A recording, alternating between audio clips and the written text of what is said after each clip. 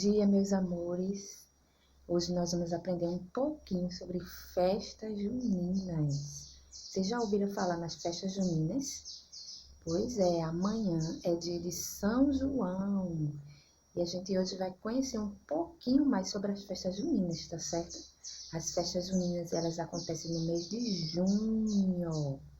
É aquela festa que a gente faz fogueira, come milho assado. Esse ano a gente não tá podendo comemorar assim, né? Mas nós vamos conhecer um pouquinho da festa junina, tá certo? Então vocês vão assistir um vídeo e depois vão fazer uma atividade, tá bom? Beijo! Olá, turminha, bom dia! Como é que vocês estão? Espero que estejam bem. Hoje é quinta-feira, dia 18 de junho de 2020.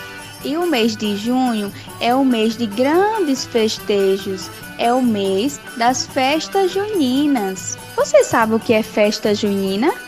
Não? Então vem comigo que eu vou te contar algumas coisinhas sobre ela.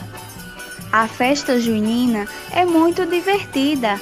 A decoração é bem colorida, com balões, bandeirinhas.